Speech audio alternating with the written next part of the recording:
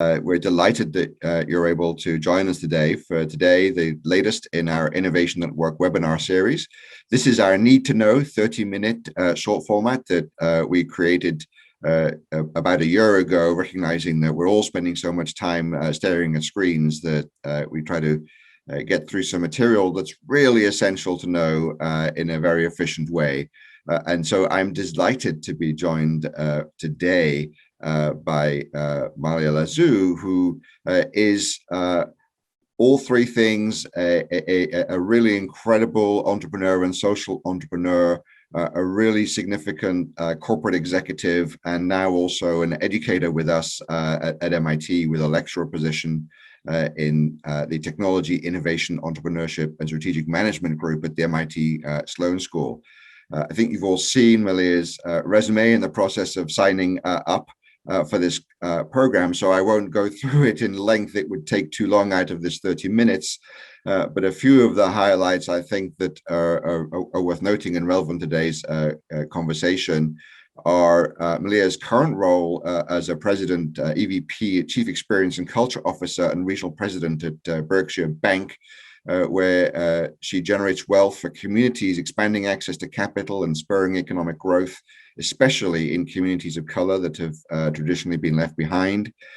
Before her corporate executive career, Malia was a serial entrepreneur with really a whole string of startups that have helped socially responsible businesses be accelerated and grow across Boston and the wider region. And she started her career out as a political organizer, founding an organization called Mass Vote, really right out of high school, I think, very early in her professional and executive career. So, Malia, we are so thrilled that you have been able to find time out of all of those things to join us today and share with us your experience, and particularly this question of how do we really connect what we're trying to achieve in our businesses and our business strategy with having positive impact in the world, making sure that we're addressing the right problems and working with the right stakeholders, and ultimately combining social responsibility and social strategy. Please tell us everything that you can in 30 minutes about these important questions. I'll be back in a little while to help field some questions that will be coming in through the Q&A. Please feel free, as you're listening, to comment in the chat and ask questions in the Q&A, and we'll try to put some of those questions to Malia when she's made her opening remarks. With that, I will step aside and hand over the microphone to Malia. Thank you so much, Peter, and hello, everyone. It's great to see such a global crew for this conversation. A lot of my work is, or all of the work that I'll be talking about is focused here in the US, but colonization, oppression has certain themes, inclusion and welcoming and belonging has certain themes. So I hope that those of you who may not be in the US also are able to walk away with some best practices and some thoughts on how you can look at achieving diversity and really moving from intention to impact. So Peter and the crew, thank you so much for inviting me here. Shout out to the crew to help make all of this happen. One quick correction is that I'm no longer with the bank. That is why I was able to come to MIT and join you all. And it was really great to have 2 years in a C-suite that has led to this bank now has a CEO of color at the head, a CFO of color at the head. And so it was great to really move a company from their diversity intentions to their impact. When I was thinking about this talk today and, how do you make this a bite-sized conversation? I think I could sum it all up in a couple of sentences, which is finding ways to take loving action in companies. And that sounds counterintuitive to culture, corporate culture. But the fact of the matter is that when we're talking about moving from intention to impact when it comes to things like diversity, equity, and inclusion, you actually have to sit in your heart space. We're talking about building a place where people feel they belong. That's an emotional goal. And so how do we do that?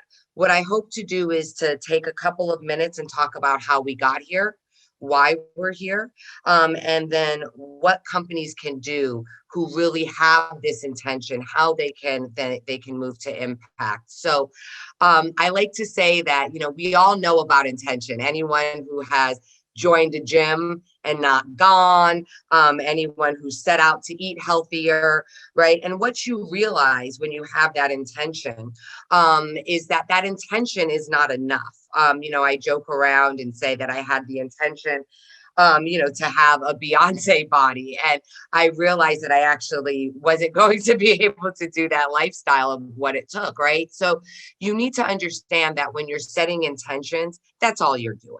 And because of the current climate and because of white privilege here, for a lot of companies for a long time, setting the intention was enough.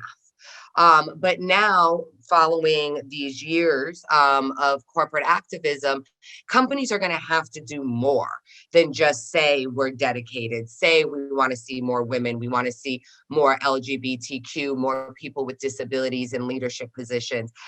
Folks are now looking for outcomes. They're looking for impacts. And so let's start with why.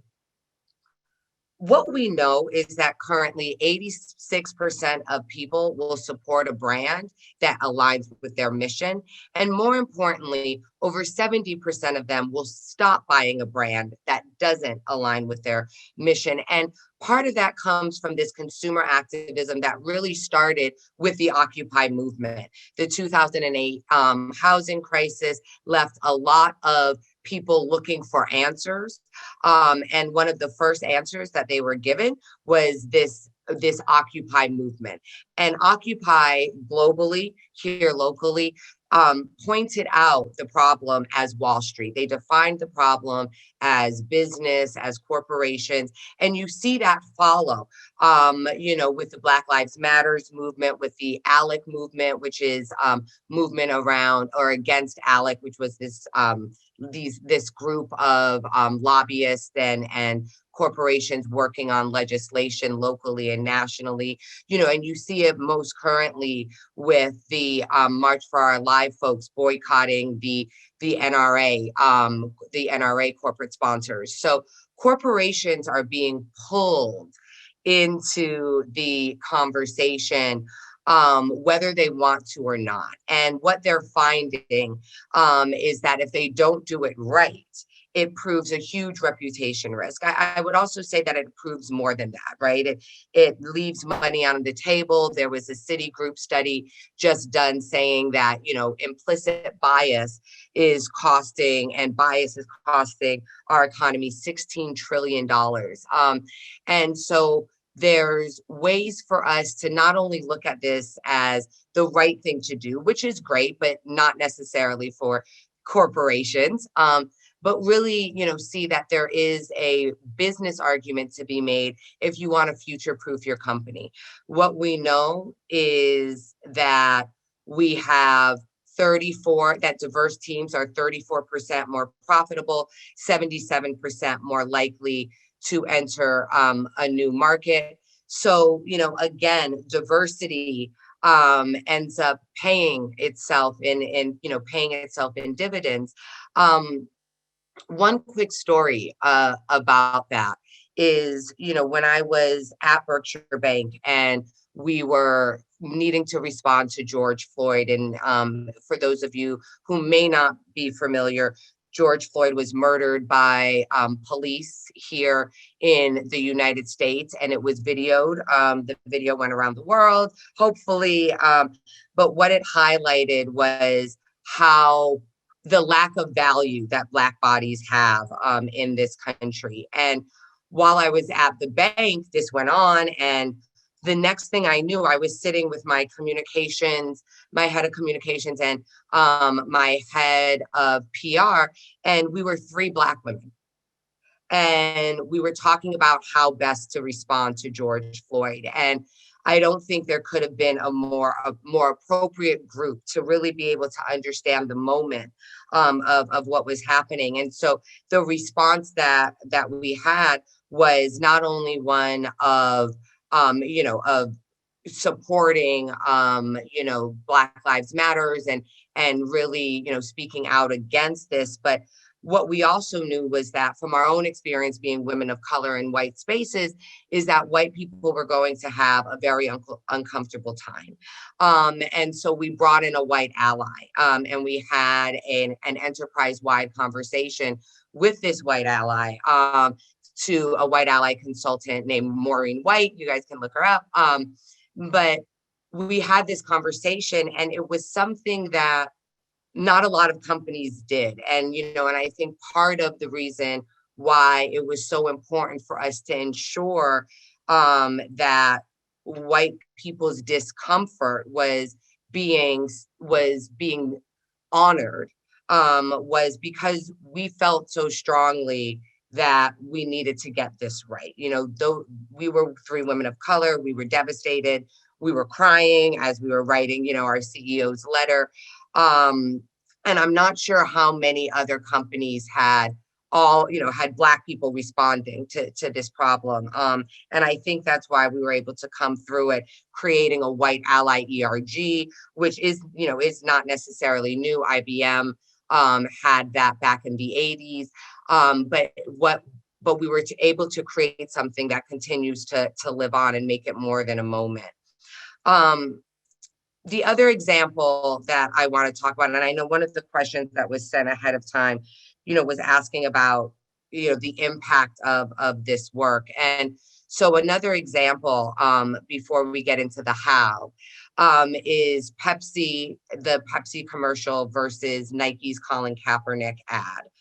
And Pepsi did this commercial around the inception of Black Lives Matters, and it was so tone deaf that Bernice King, Martin Luther King's daughter, trolled them and said, if only my dad knew about Pepsi. But what it was this commercial that had Kendall Jenner coming out of a trailer, walking into a rally and handing a Pepsi to a cop.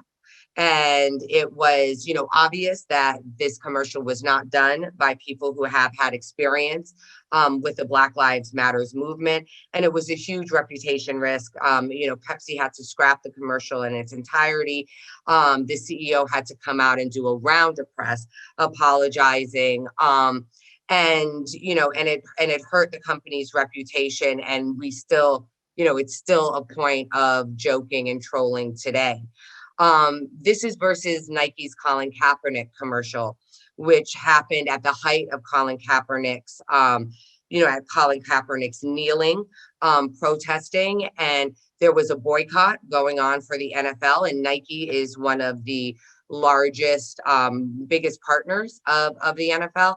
And they put out this commercial that centered Colin Kaepernick. They never stopped Colin Kaepernick's endorsement deal, and they sort of doubled down on the moment.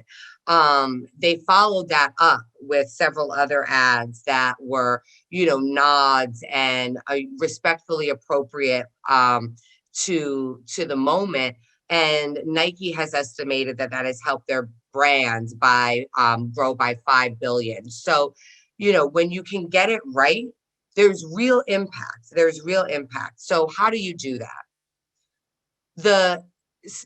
Peter Drucker has this quote that says, culture eats strategy for breakfast. And whenever you're looking at moving from intention to impact, a company needs to look at its culture. It needs to understand, why haven't they done this before? As a consultant now, working primarily in financial services and real estate, I often ask my customers and my clients, why do you need me? right? Because there's a reason why you haven't gotten this right. And the reason why you haven't gotten this right is because your culture does not know how to do this work. And so it's important for a company that wants to move from intention to impact to understand that the problems are real in their culture, their problems are systemic, and the problems are going to cost money to fix.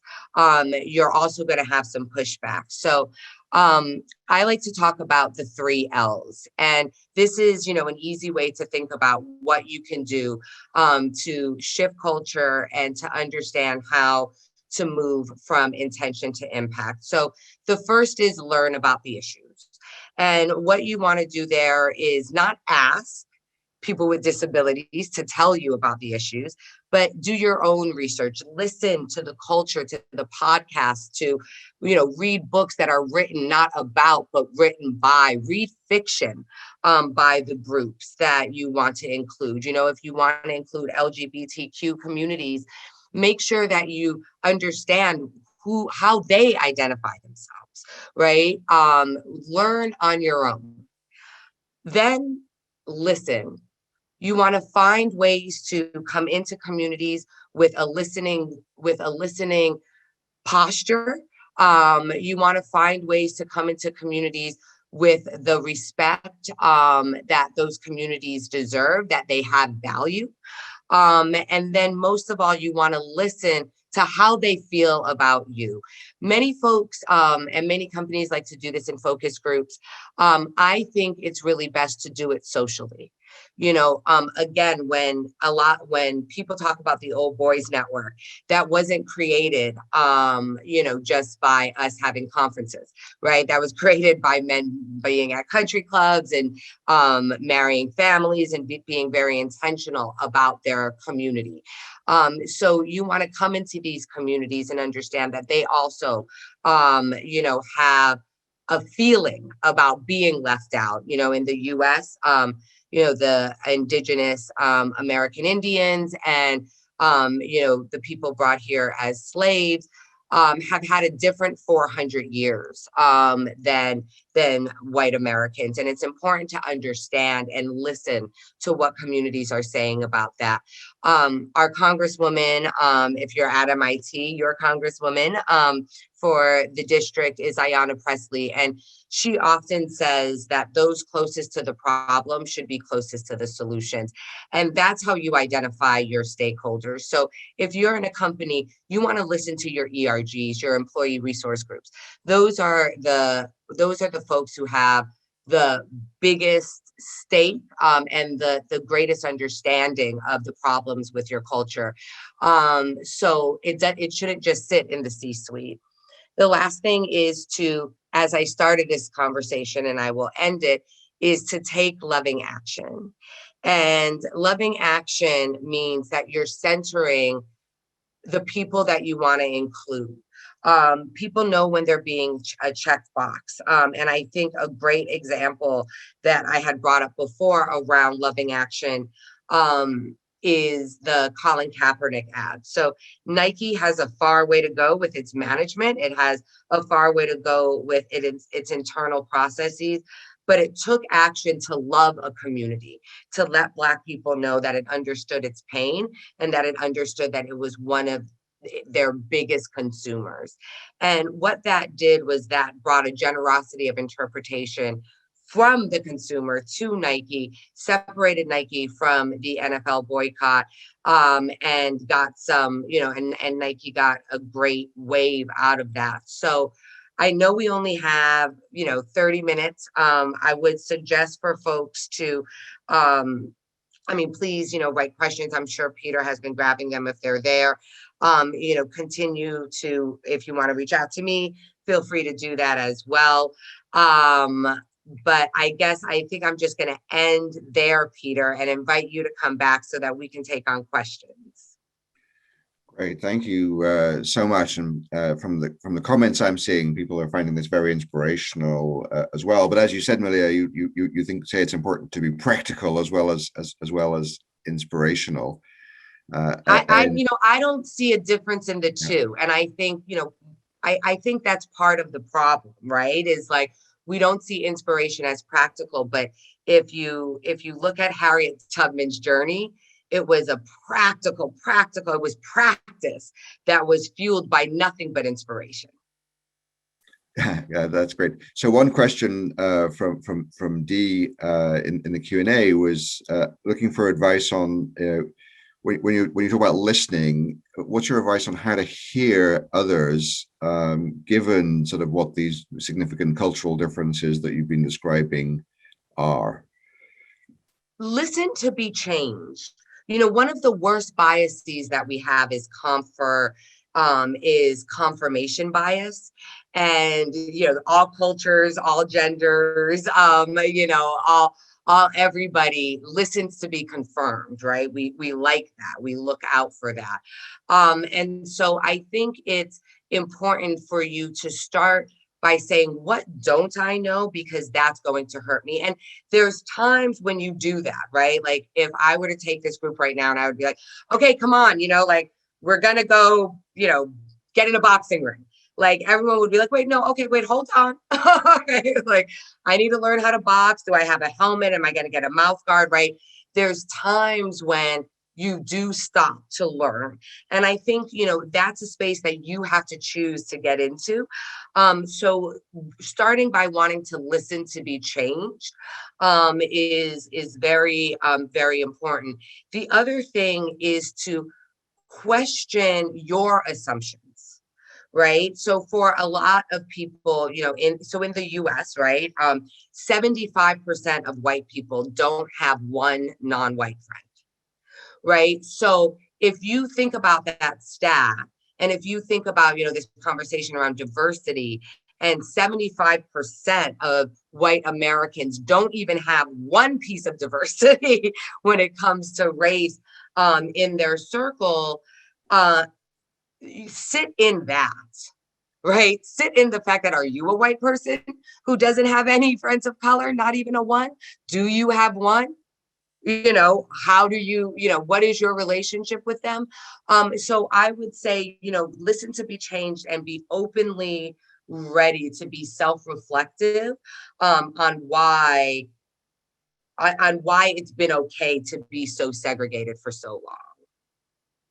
I love that phrase. Listen to be changed.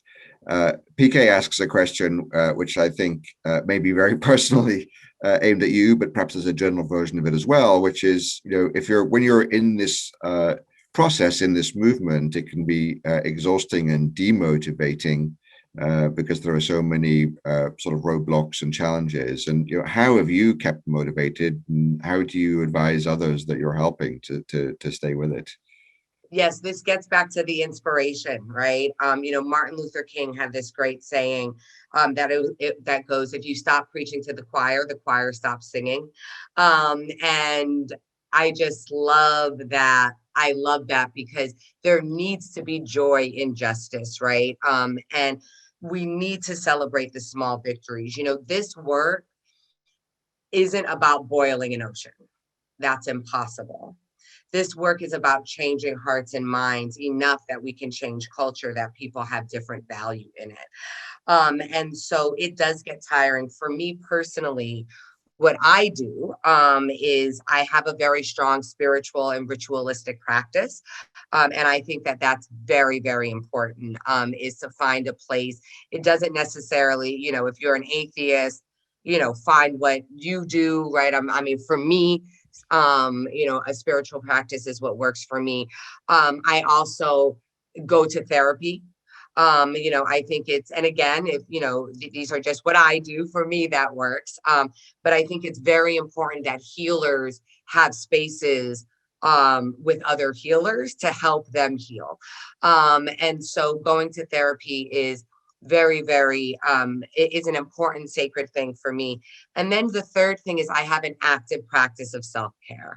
I like when people walk around talking about how overwhelmed they are and overworked and they haven't had a vacation, and like, that seems nasty to me. You know what I mean? Like that doesn't seem like you're loving yourself. And if you're not loving yourself, I'm going to have a hard time getting into your heart.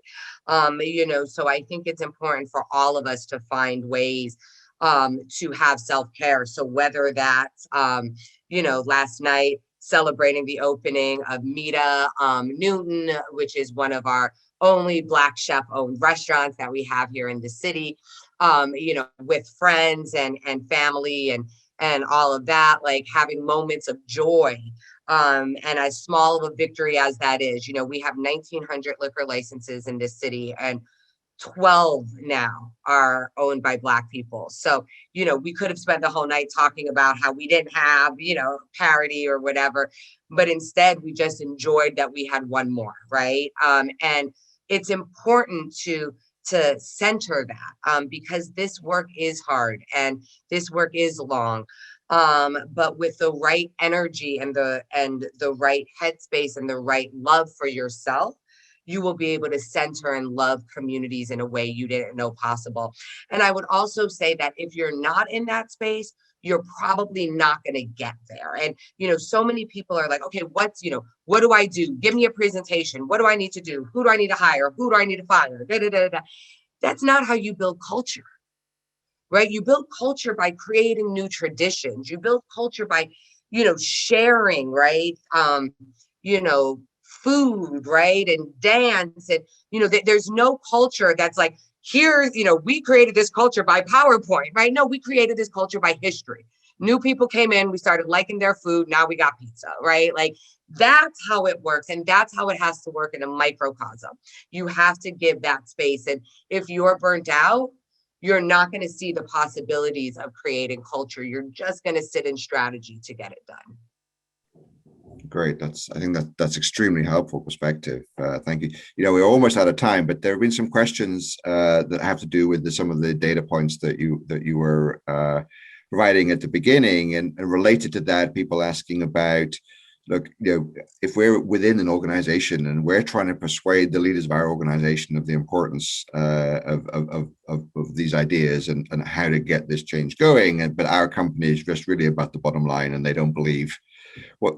How do you sort of validate the data sources that you're quoting? Because I think people will have a lot of mistrust of oftentimes when they hear these statistics. Yeah, and these are I just want to say that these are white data numbers, right? The NAACP didn't say that 86%, right? Like, and so I want us to be clear that data is transactional and data gets you transactional outcomes. I'll link all the data in the blog to, I have the sites from, or I have the numbers that I cited. And so, you can Google them and read a great McKinsey study on it. You can Google it and read a great Cone study on it. Again, getting back to the learning part, taking initiative is important.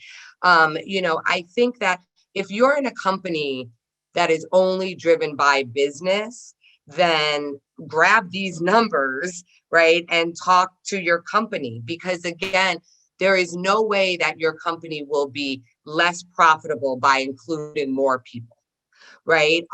And also, guess what? We're in the middle of the largest generational wealth transfer, and millennial white people have different expectations too.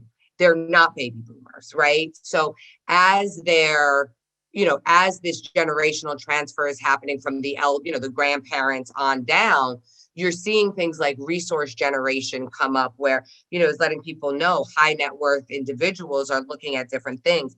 Chuck Collins, who's part of the Oscar Mayer Wiener family, just wrote this book called Wealth Hoarders, which I highly suggest people check out. So, the data for the business case is there. But again, just like moving from intention to impact, we have been bombarded with data. Everyone in America knows that every day 3 Black people are killed by police. That has been told wide, and that has been spread wide. Yet we still can't get police reform.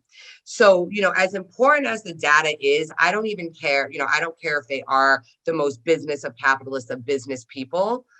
They get motivated in the same way every other person gets motivated. So if it's money, the argument's there. But I think what you're going to find out is when you make the money argument, there's going to be another argument. So be ready for that. And that's the culture, right? The culture is, all of a sudden, white guy saying like, well, does this mean I'm never going to get another promotion? I dedicated my life to this company. What do you mean seniority doesn't matter in the same way, right? When that happens, it's not about the money.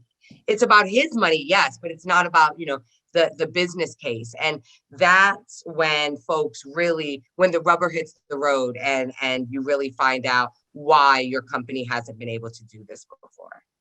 That's great. Thank you, Bill. You've given us so much to think about, but more importantly, so much to do. That's what I do. Don't think, do. Mess it up, fail fast. You got all the sayings. Y'all are smart. Just get out there and do it. So thank you so much. And as people have been saying in the chat, this time has absolutely flown by, and we should try to make it 30 hours or 30 days, not 30 minutes. Perhaps we can find some more time in your calendar and have you back to continue this conversation. It's such important work, and thank you for everything that you're doing. And there's great appreciation from everyone in the audience for what you've shared with us today. We're just sharing a slide right now with some more references, but we will follow up with a blog article as well to answer some of the questions that we weren't able to get to today. So it really remains for me to thank you so much all for joining us and for the great dialogue that's been going on in the chat. Thank you, Malia, again, for sparing time in your incredibly busy schedule to be able to share your ideas with us. And of course, keep an eye out for future Innovation Network webinars and LinkedIn Live events. And I really hope that we'll be able to bring you back again, Malia, to continue this conversation, which is so important, and we have so much to do.